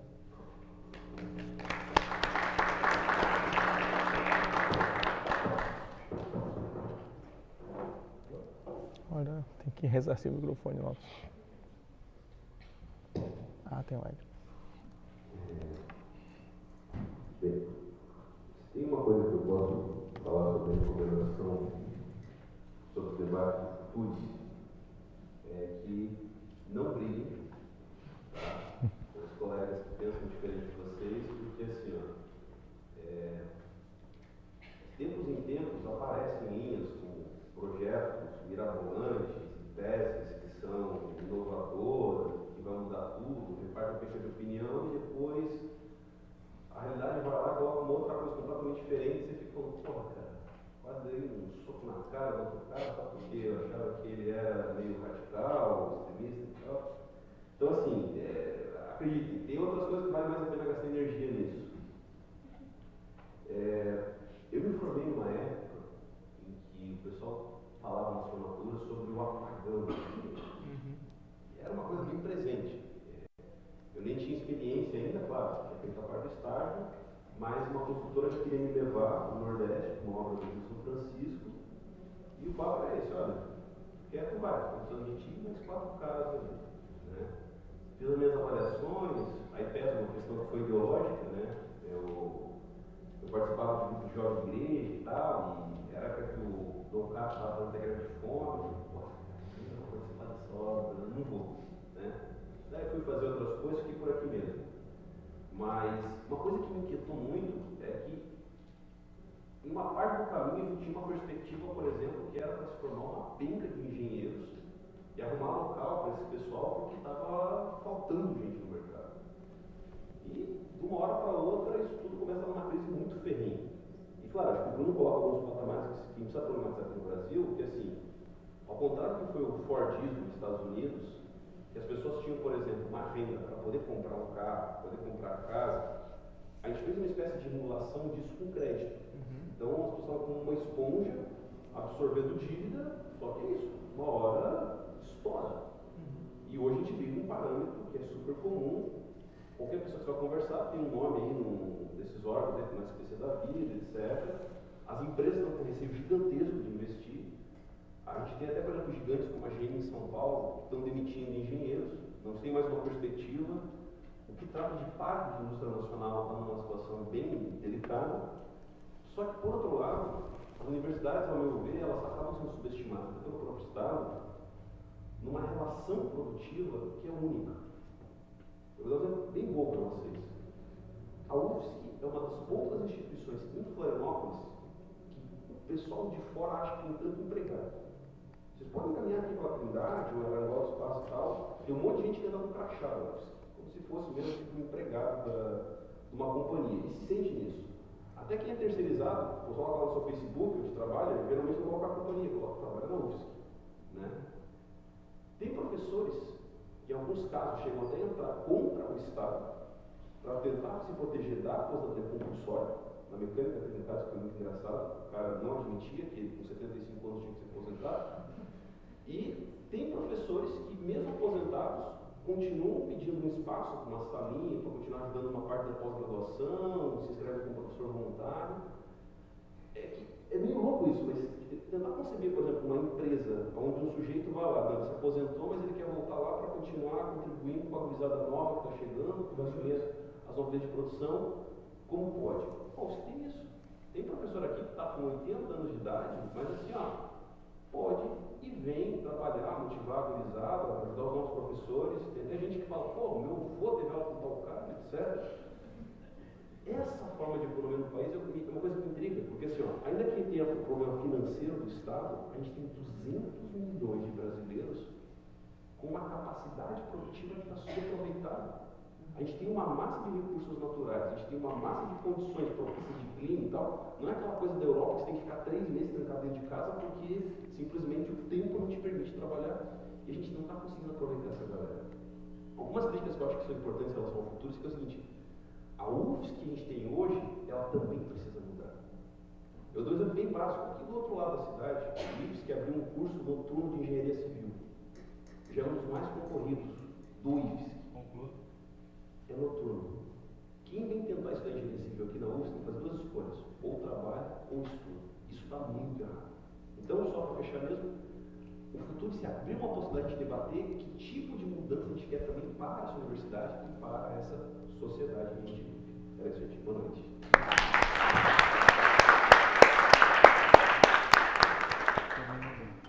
Bom.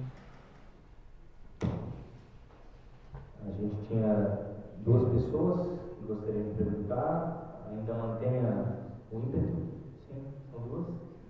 Tá, então a gente vai fazer abrir essas 2 perguntas. Seria 1 minuto para a pergunta, dizendo para a gente para quem gostaria de direcionar a pergunta, e apenas 2 minutos para a resposta. Em seguida a gente vai iniciar uma outra palestra. Eu sei que estão todos cansados, todos nós estamos também, mas eu acredito que vai valer bastante a pena ficar para essa próxima palestra. Vai tocar sobre um tema de fé e fanatismo, tema que foi muito pouco abordado hoje, né? Então, acredito que valerá a pena ficar. Então, podemos começar.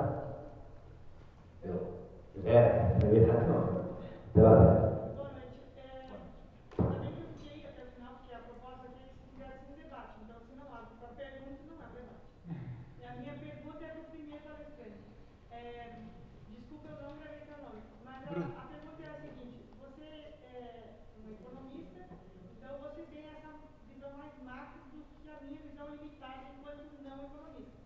Mas a minha visão enquanto cidadã, enquanto aluna da UFSC, enquanto deficiente visual, entrou aqui pelas cotas, é de que esse é um serviço essencial e que, de algum modo, a gente tem que apresentar uma solução de um modo que tem que ser encontrado para que a UFSC efetivamente não feche as portas. Você acha, então, que abrir a universidade para o investimento privado não deverá comprometer essa liberdade que a universidade tem de produzir conhecimento e nesse sentido? Como é que é o seu nome? Desculpa? Vera. Vera. Opa. Alô? Agora sim. Vera, vamos lá. Vou responder essa pergunta talvez da maneira que ninguém gosta que um economista responda, que é depende, mas eu vou tentar fazer um depende um pouco mais florido, um pouco mais...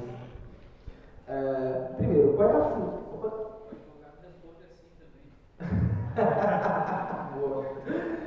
Mas vamos lá. Vera, qual é o papel do economista, tá? O papel do economista não é dizer para onde a sociedade deve ir. O papel do economista é apontar as restrições. Quem escolhe o caminho é a política, é a sociedade, ok? Estou falando isso porque você falou assim, você tem uma visão mais macro, então não sei o quê. Mas, sua visão, a visão de quem está vivendo o dia a dia do serviço público, etc., ela é extremamente fundamental porque é ela que compõe a política e é a política que escolhe.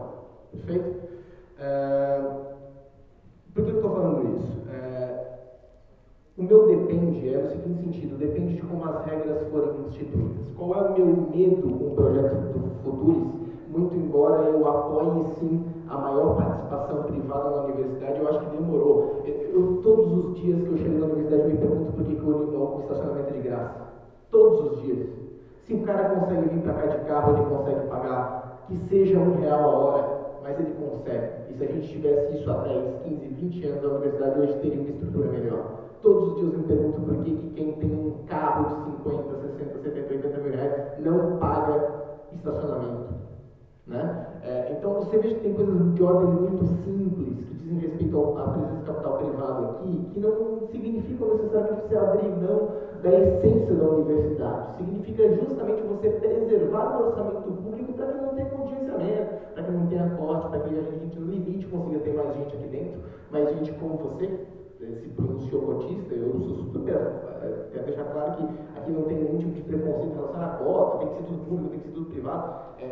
O que eu acho depende de como for feito. São as regras que estabelecem a implementação do programa que vão definir se ele vai ser um programa ruim, portanto um programa cheio de falhas, ou um programa que vai respeitar a autonomia universitária, preservar o que já foi conquistado. Então tem que acompanhar o debate legislativo, não tem jeito. Não, finalizou. Perfeito.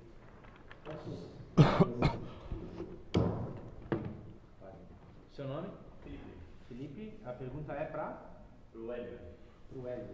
Primeiramente, parabéns pelas expositoras, pelo respeito, pela cordialidade e, claro, pelo conteúdo que vocês colocaram aqui, Davi, professor Barreto e Hélio. Bebeto. Já vi isso, né? E, na verdade, eu queria mais fazer uma colocação, especialmente pelo que a gente está vendo hoje aqui, esse debate cordial, novamente. Você falou em jabutis dentro dos artigos ali, seriam 16 jabutis. Na verdade, eu queria colocar um questionamento. Por que então, se tem essa recusa, esse negócio não pode entrar verba privada? E a gente questiona muito. Eu acho que o questionamento é 100% legítimo. A gente não pode pegar um projeto de minuta, na verdade, e realmente aceitar aquilo ali como um todo. A gente tem que questionar realmente. Mas como você bem colocou, você próprio disse que tinha alguns artigos que você ficou na dúvida do porquê dele estar ali. Mas esse questionamento eu acho que é legítimo. Agora, então, por que não foi feito esse questionamento por parte das pessoas? Simplesmente, vamos pegar o projeto, vamos rasgar a minuta, vamos rasgar o meio e morrer o projeto. Na verdade, é só uma reflexão. Eu acho que é legítimo, de novo, a gente questionar, mas eu acho que tem que ver, então, o porquê realmente do questionar, o porquê que vai influenciar em determinada lei, mas, então vamos questionar. Eu acho que antes de chegar e simplesmente sou contrário, eu acho que esse terrorismo que criam, né, que vai acabar a universidade pública, eu acho que isso aí é um terrorismo que se cria, e no mais é isso. Felipe, né? Tá. Bem. A UFSC, ela tem uma peculiaridade que faz dela única. Santa Catarina, por exemplo, se a gente comparar e observar parâmetros no sentido de massa de população em relação a São Paulo, Rio de Janeiro. Mas poderia ser doutor, se ele virasse doutor. Não, não é professor. E aí até gosto dele. Mas, por alguma razão, Florianópolis carrega uma dimensão um pouco nacional. Um pouco não, bem nacional em muitos fenômenos. Eu trago alguns exemplos. Teve uma menina até que estudou economia aqui, depois virou presidente da União Nacional dos Estudantes, Ela estudou aqui? Meu Deus. Cara, era uma coisa surreal, porque assim, ó, a gente zoava a Karina aqui a boca. A Karina ia pros debates com o Catarina, a gente olhava assim e ficava. Tu lembra dela? Não, tanto que a esquerda da UFSC, em debates com a UNE e tal, etc., era considerada até meio pé no saco, porque criticava, por exemplo, determinadas regiões e falava, olha, cara, a gente não está fazendo um debate raso de universidade, não é em relação a esse ponto. E até mesmo em relação a teses, né? Por exemplo, quem participou das otimizações de DCEB, quando surgiu, por exemplo, a Chapa Zero, teve uma eleição, acho que foi em 2017, esse processo foi uma coisa muito curiosa. O palco comeu em 4 chapas, não tinha meio que um centro. Eram linhas bem assim, no sentido da polarização nervosa. E aconteceu uma operação policial aqui na universidade, que foi a Rio dos Morros. E o clima da universidade era uma coisa meio apática. Tipo, o pessoal não reagia, não tinha muito o que falar, entre os técnicos, vamos acompanhar pelas redes sociais, etc. O meu palpite, em relação a um pouco dessa coisa descomunal na UFSC, é que houve um tempo que se tivesse muito envergado por um certo lado, no sentido de uma coisa de um medo, um receio, e agora a gente está indo para o outro extremo, que é uma adrenalina que explode. Também não tem outro paralelo no Brasil. Acho que talvez em breve, algumas semanas ou meses, chegue a um ponto de equilíbrio equiparado. Mas assim, ó, a UFSC saiu entre 2 extremos. Uma questão que uma época era uma apatia total em relação a muitas coisas, e agora é uma coisa que aflora ânimos, tipo, o pessoal se vou fazer uma assembleia com bairro, etc. Isso não tem paralelo no Brasil.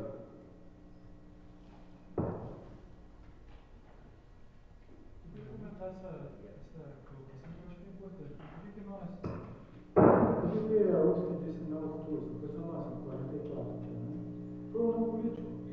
Por quê? Porque esse governo, ele não chamou para dialogar. Ele tem um problema nas universidades, vamos ver o que a gente pode fazer. Por exemplo, para arrecadar mais recursos, não tem como financiar, etc. O que o governo fez?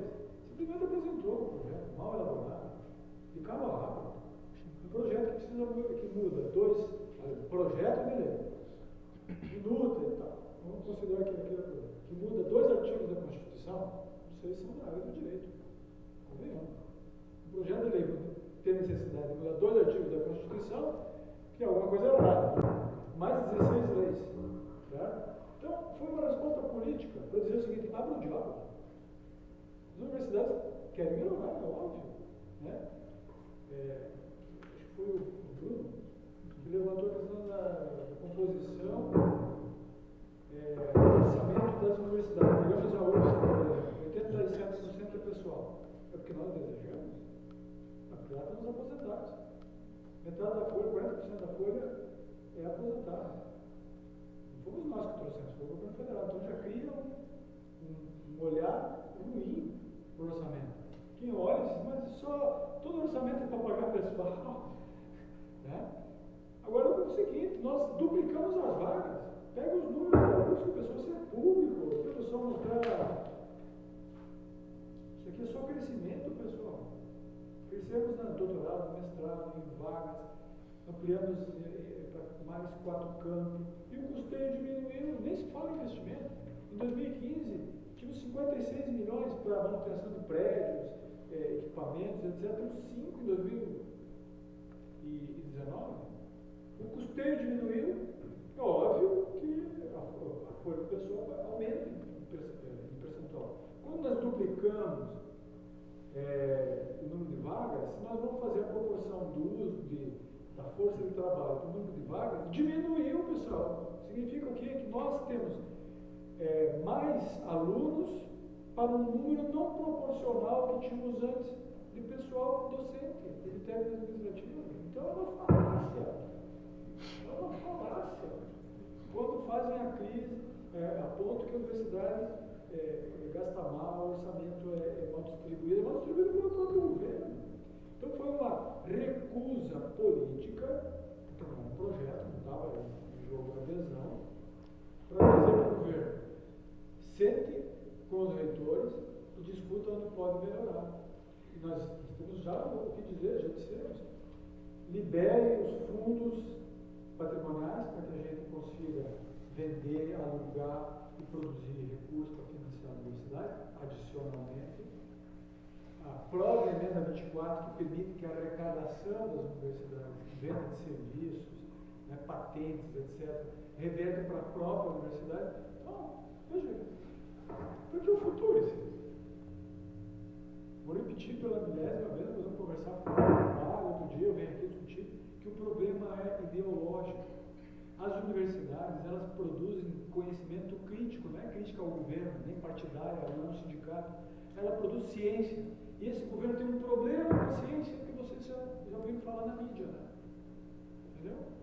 Então, assim, na lógica de redução do tamanho do Estado, um problema ideológico com aqueles setores que pensam de modo autônomo. A universidade é fundamental que ela tenha autonomia. Nós precisamos aqui produzir conhecimento que sirva à sociedade e não a governos. Acusar que a universidade é de esquerda, concluo que você mata em... Na história da universidade, a universidade sempre colaborou com o governo Fernando Henrique, com o governo Collor, com os militares, com o governo Lula, colabora com esse governo. Isso aqui é plural, pessoal. O CTC não pensa igual ao CFH, e ainda bem que não pensa. Tem corrente ideológica de tudo que é matiz aqui. Só esse governo que não aceita que a universidade não siga a sua cartilha. Então o problema é ideológico, não é problema financeiro. Estou dizendo que não existe um problema financeiro. Né? Mas soluções ao financiamento é ótimo. O problema é que, no futuro, a universidade se dirige só à inovação. Quando ela se dirige à inovação e ao empreendedorismo, significa que só um setor da universidade vai funcionar. E os outros? Arte, ciências básicas, ciências humanas, letras, vai fazer o quê? O governo que diz, não, vai ser financiado? O que o ministro disse?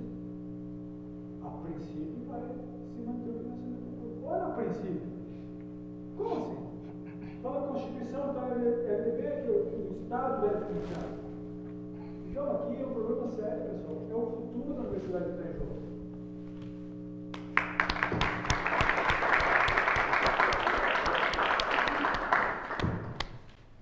Bom, por questões de justiça eu teria que passar mais algum tempo com a dupla, mas já estamos bem estourados. Rafa está me matando ali. Então, eu também passaria ao apoio, mas vou ficar te devendo. Ô, Scott, eu posso fazer um comentário sobre essa questão da justiça? Pode ser fora do microfone. Na bancarrota da Grécia, bem rápido, na bancarrota da Grécia, o governo pagou o salário dos ministros do Supremo com 80%, né, do salário. Eles falaram, é inconstitucional, tem que ser 100%. Daí o governo falou, beleza, então não pago ninguém, porque não tem dinheiro. Daí eles mudaram e falaram, não, agora é constitucional pagar 80%. Então a justiça ela é condicionada à realidade que a gente tem, né, então... Só fazer esse comentário porque tem a ver com o recurso do Futuris. A gente pode combinar esse papo com um outro dia. Eu acho que seria muito interessante chamar essas figuras novamente para fazer... Paulo Tafner falou desse caso. Muito legal. Não é simplesmente um espaço isolado, e sim uma cultura de debate. Uma cultura de debate desse jeito que vocês viram. Um debate cordial, qualificado, e não uma discussão rasa como a gente costuma ver na universidade. Então, novamente, eu peço que fiquem aqui para a última palestra, que vai ser um conteúdo preciosíssimo. Vamos lá. Obrigado, pessoal.